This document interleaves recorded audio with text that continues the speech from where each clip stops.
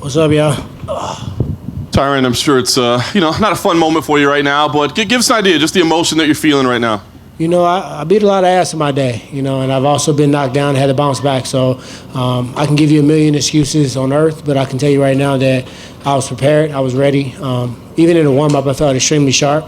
And sometimes you just have those fights when you go out there and it's like a badass dream. You want to punch hard, but you don't punch. You want to move forward, but you're stepping back. So I had too many moments in there. And Kamaru, he came out there and he won. So I still believe I'm the greatest welterweight of all time. So now my path is getting back and getting a belt. Sometimes everyone thinks that, proving that means you go on a streak and you don't lose and you're undefeated. But sometimes the greatest champions have to face adversity and bounce back and win. So I'm looking to try to run that fight back.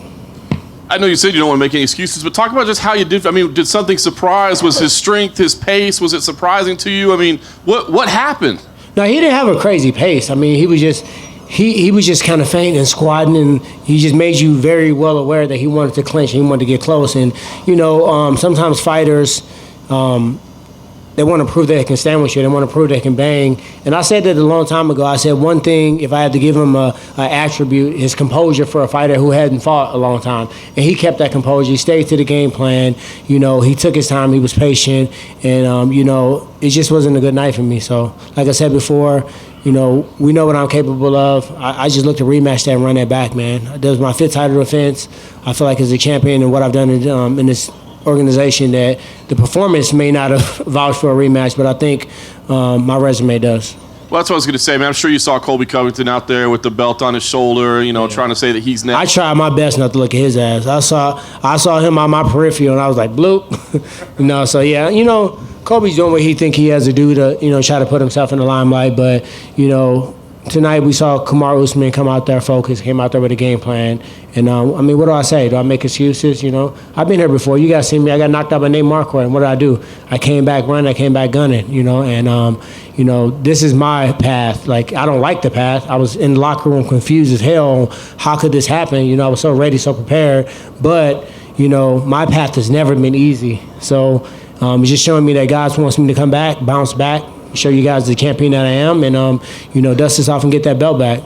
And last thing for me, Tyron, immediately after the fight, it looked like you walked over to Usman and just to congratulate him. I'm just curious kind of what message you had for him there. You got to get props, man. You fighting against somebody that all these promos are saying I'm one of the greatest welterweights of all time. I knocked a lot of guys out. I beat a lot of wrestlers. I beat every specialist. And I've been in this game for a long time. And, him coming from the Ultimate Fighter show, it was a person that I'll have a lot of conversations about who to fight and how to do it and all these different things. So I joked around about that, but technically to a certain standpoint, he wasn't somebody that, he wasn't underneath my wing, but we would conversate. Even up to this fight, we talked in text message, and I said, I'm probably going to whoop Colby ass first, but after that, me and you were going to fight when I thought I was going to fight Colby. So I got to give him his respect because, like I said before, I've been on the other side of the stick a lot. I beat a lot of people up, knocked a lot of people out, won some close fights that people may have thought they won. So I just had to make sure he knew that he got my respect and he got his proper respect for winning tonight.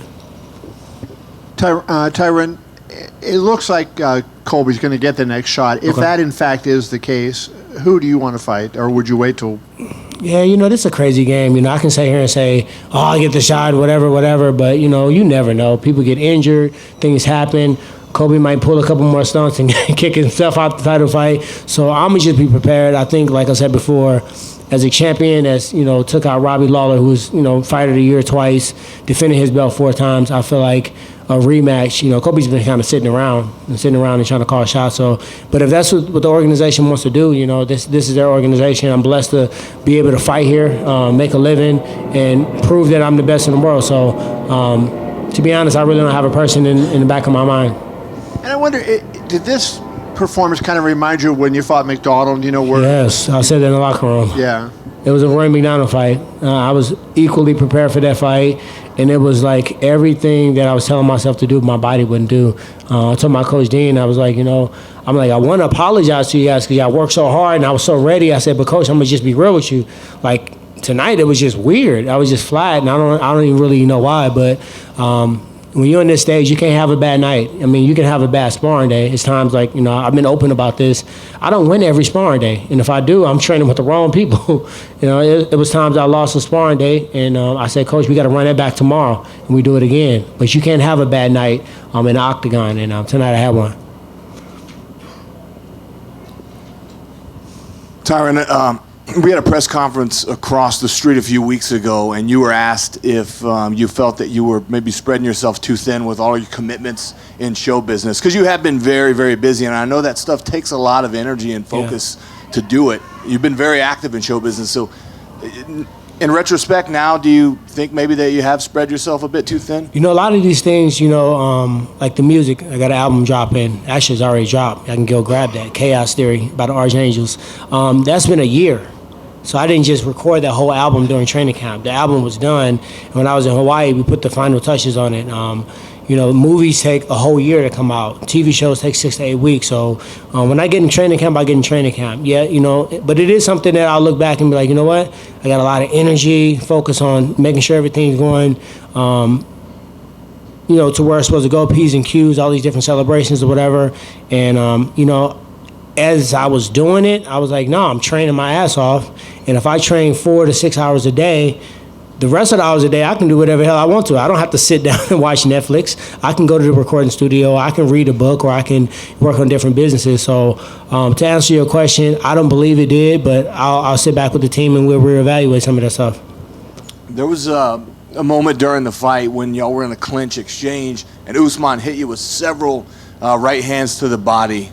They weren't, real hard. He wasn't winding them up, but there was a lot of them. Did that affect you? No, the right hands didn't affect me, but he did elbow me one time. I was like, fuck that, because I done been elbowed up a couple times against Nate, so that got my attention quickly. But he was just smart tactically. When you in the clinch, the referee told us he's going to give us a couple warnings before he break us. So he was throwing those punches to maintain position. It makes sense to lean on me if you really think about it from his standpoint. Does it make sense to just stand out in the open and just trade? Probably not. Maybe he can hold his own, but in the larger scheme of a game plan, it makes sense to push me against the cage, try to get me to the ground, try to control position, and stay close to me as possible, and get me thinking about your wrestling attack. So I don't think he was even throwing them to try to hurt. Body punches and knees. If you can't take a punch to the body, you need to get out of UFC. And lastly, did you sustain any injuries in there? Anything serious or? No, just a big ass lip and my eye a little sore. But outside of that, I'm healthy. And that's it sucks to take that away. But if you think about 3 of my last 4 fights, I had injuries that require surgery. So though this sucks and I feel like crap, watching somebody walk around with a belt that I feel like is mine, I didn't sustain any injury that I think is going to cause surgery. So now I can, get back on the grind and get ready to fight again. Thank you.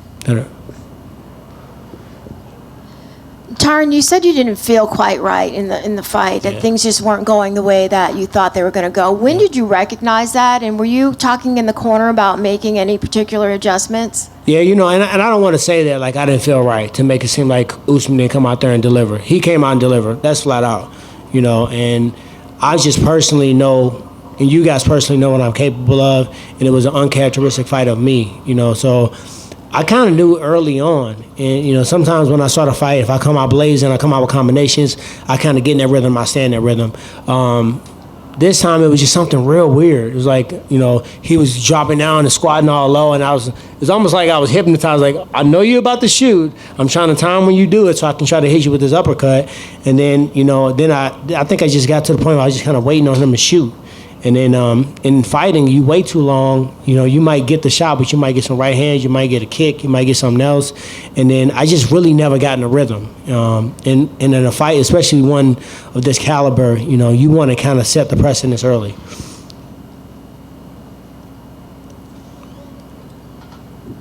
Hey, Tyron. What's up, my man? You had mentioned 185 a few times in the lead up to this fight. Is that at all a possibility, or are you focused on staying in 185? Man, I got to get that belt back first, I can't leave my division like that.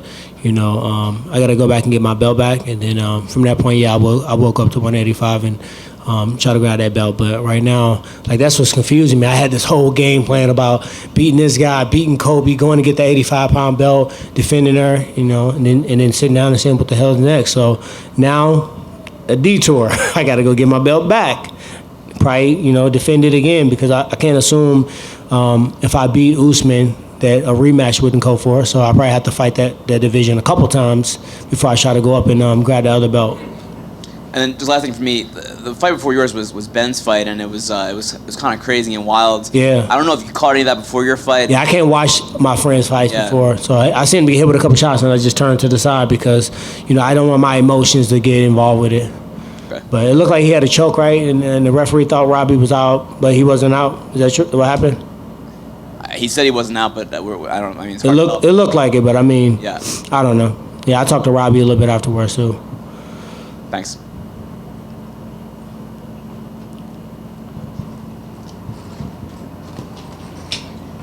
Hey, good. All right, appreciate you.